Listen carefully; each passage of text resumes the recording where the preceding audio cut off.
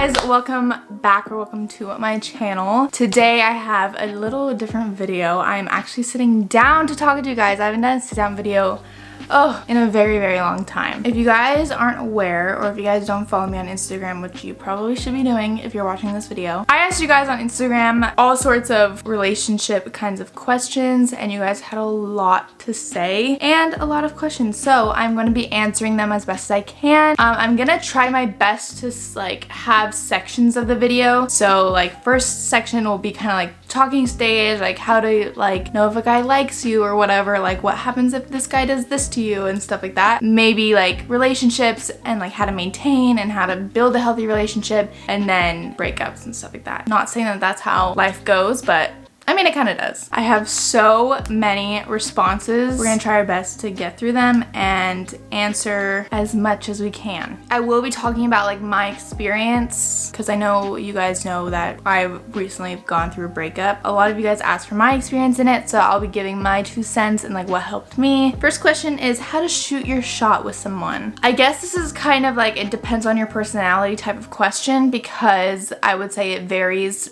person to person, because there may be people that are very outgoing and that will just like send a risky text or like come up to somebody and be like, hey, I think you're cute, like can I have your number? But if you are, that's great, do that. A lot of people like straightforward people, and a lot of people like almost like people who have the balls to like go up and say something, you know what I'm saying? If you are very introverted like myself, and if I think a boy's cute, it is very rare, almost never would I ever go up to them and say it. I guess I'll give my experience with my now boyfriend. We were friends for about like 6 months before we started dating. I had a crush on him. I thought he was cute. You know, there was kind of like tension a little bit between us, but like it was very unspoken, and like nobody said anything. We had like a middleman friend that said something to him, and then we kind of like mutually talked about it, all 3 of us, which is kind of weird. But I mean, if you have a friend like that who kind of sees maybe she could be your wingman or he could be your wingman, I kind of flirted my way through it. Like my flirting, I feel like is not very common to like the eye, if that makes sense. Like I don't think people would know if I was flirting or not. I don't know if that makes sense, and maybe I'm completely wrong, but I think I'm pretty good at like flirting without letting people know I'm flirting, if that makes sense. I've never had experience with somebody random. Like I've never like gone up to somebody and said like, hey, my advice to you is you only live once, and what is there to lose? There's nothing to lose even if they reject you or something. If it comes down to a friendship, that's something that you have to think about. Am I willing to risk this friendship for a relationship? Like, do I think there's actually something there? If so, definitely would recommend shooting your shot. Dealing with a best friend who is talking to your ex from 1 year ago without telling you. So I'm just gonna group all of the friendship problems and boyfriend and ex-boyfriend problems into one little chunk right here. So if you have any sort of question about that, just pay attention. Personally, I've never had one of my best friends talk to an ex. If they did,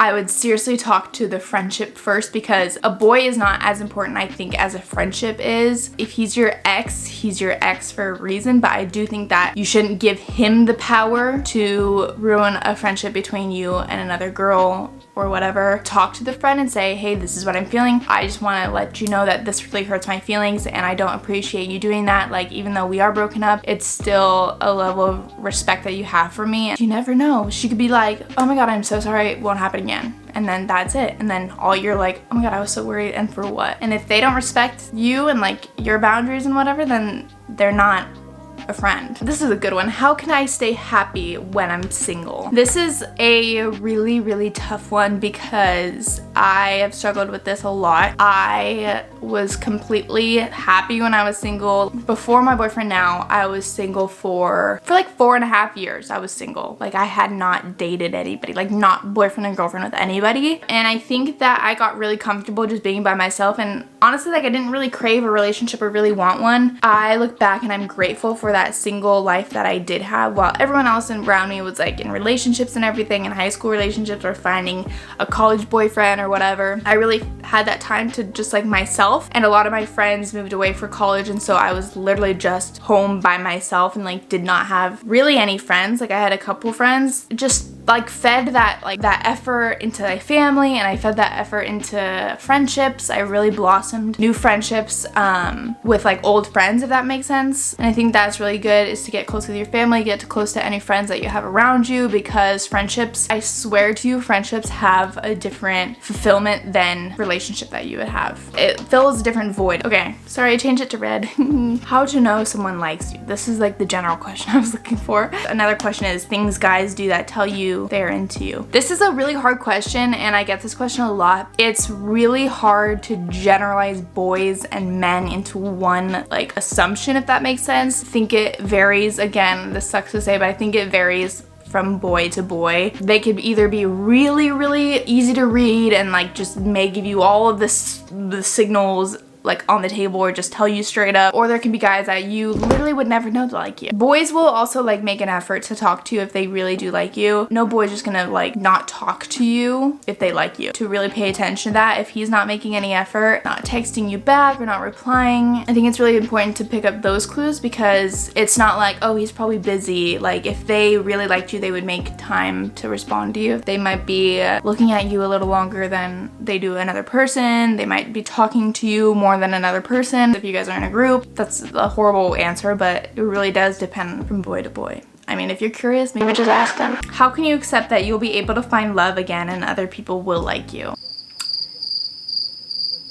You just have to know that there's a person for everybody. Just because one doesn't like you or one hurt you or whatever doesn't mean the person that's meant for you is not gonna come around anytime soon. I really do believe in manifesting. If that's something that you feel like you want to like do something about, it is to really manifest somebody coming into your life, and that will, you know, show you true love and treat you the way you deserve to be treated. That really helps me. There's a ton of videos on YouTube about it. If you want to like manifest a specific person, want to manifest just somebody else. In my experience, it made me feel like I was doing something instead of just waiting around. Now I'm gonna get into the relationship aspect, because there are a lot of questions about relationships and breakups, not so much like the beginning stages. So I guess the beginning is, when do you know you truly love someone? I have said I love you before to other boyfriends, but I don't think that was real love, because what I feel now is completely different what I felt in like high school relationships when I said I love you. In high school, it's easy to throw that around and say I love you to a boy or whatever, who maybe you just feel like, okay, I should probably say I love you to them now. And also that love is very much, what's the word I'm looking for? Oh, infatuation. I learned this in high school, and this really, really hit home with me, because I have been infatuated with a lot of boys, not a lot of boys, but I've been infatuated with boys before. I thought it was love. Thinking about what I feel now towards my boyfriend, it's very, very different. And I think that you really have to think, okay, am I like obsessed with this person? Like, am I like just think that they're so cute and they're so handsome and they're so hot? Or is it like a deeply rooted like love, and like I don't know how to explain love. Love's like overwhelming and like just makes me crazy. Infatuation, it's very, very easy to think that you're in love, because you're like, oh, head over heels, and you're just like, your mind is just blinded by this infatuation. But love is a completely different feeling, let me tell you. And you'll know when you're in love. I don't really know why I was explaining love like it was way more depressing than infatuation, but I promise it's not. Love is very warm and it makes you happy inside and it makes you feel good. I was just doing a poor job of explaining the difference between infatuation and love, so pardon me. It's kind of just like you have no other option but to love that person, you know? What is the key to a happy and healthy relationship? My boyfriend and I have had a pretty, like, not rocky, I wouldn't say, but we've gone through the waves of all types of relationships. We've had the friendship stage, we've had talking stage, we've had the freshly boyfriend and girlfriend stage, we've had the like obsession stage, I feel like, and then we had the breakup phase, and then we had a talking again stage, and then we had the getting back together stage. I mean, not to like pat myself on the back, but like I feel like we have experienced everything that a relationship goes through, and we're still in a relationship, if that makes sense. Looking back on everything in my relationship in the past, I think that my boyfriend and I are happier now as a couple and individuals than we were before we broke up. I feel like it's a different type of relationship than it was before we broke up, and that's for the better. For my advice now, the key to a happy and healthy relationship, I think you're independent. independence is so important when being in a relationship, because it is so easy to lose sight of who you are and like your things, and like because you're investing so much time and effort into this relationship and you just love being with this other person, and that's great and dandy and sunshine and rainbows. When they're gone, what do you have left? You haven't spent any time for yourself, and you haven't spent any time doing the things that you like to do separated from him or her. It's almost like you have to relearn how to be by yourself again, you know what I'm saying? Like, it's kind of like if you haven't talked to a friend in a very long time, and then maybe you come back and you're like, ooh, this is awkward, like I don't really know what to say. It's like the same kind of feeling, because you used to know yourself so well and you used to be so comfortable by yourself and whatever, and then you get into this relationship, and depending on how long you are in this relationship, and then if you guys break up, then it's like, I forgot how to be myself. I'm gonna be honest here, I did not have that sense of independence before Q and I broke up, and that was detrimental, let me tell you. That was probably one of the reasons why we did break up, is because he had his things that he wanted to do, and you know, by himself, and his hobbies separated from our relationship, and I almost like fulfilled myself through my relationship with him. Like, I just wanted a life with him, and like I didn't really care about my own life, and I think that's so important. Even when you're like married and you've spent years together or whatever, it's still so important to have that independence, because it cuts off that separation anxiety, if that makes sense. To sum that all up,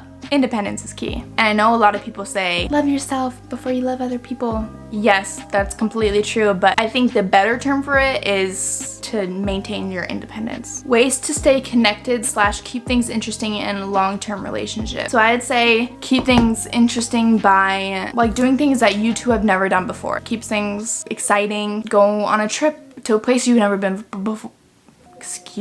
Go on a trip to a place you've never been before. I guess that's kind of a hard question to answer. What do you do to have good communication with Q? I kind of like just talk about what I feel. Like, it may be scary at times, because you're like, okay, what if this causes a fight? Or like, okay, what if this like blows up out of proportion? But honestly, if you're just like, hey, can I talk to you about like how I'm feeling? Like, it may sound crazy, it may sound like valid, but I just have this thing that I can't get out of my head, and like, here's what it is, and like talk in a very calmly voice, like almost like practice it before you actually say it. Helps with good communication, because it makes you feel prepared for what you're about to say, even though sometimes it may like go out the window when you're actually saying it. But I think if you just practice that all the time, it becomes easier. Okay, so I guess I'm gonna answer the burning questions about my boyfriend and I's relationship, because I am getting a lot of those. How did you get back together with your boyfriend, and any advice getting back with an ex? So I think that this is a very general and broad question, and that will answer any of your questions about my boyfriend and I, even though a lot of it I am keeping private, and I think that's valid. My boyfriend and I broke up March 17th. 2020. That was right when everything went into lockdown. It was kind of a scary time for everybody. It was, schools were shutting down, like, you know, like the fear of COVID. And you know what's interesting?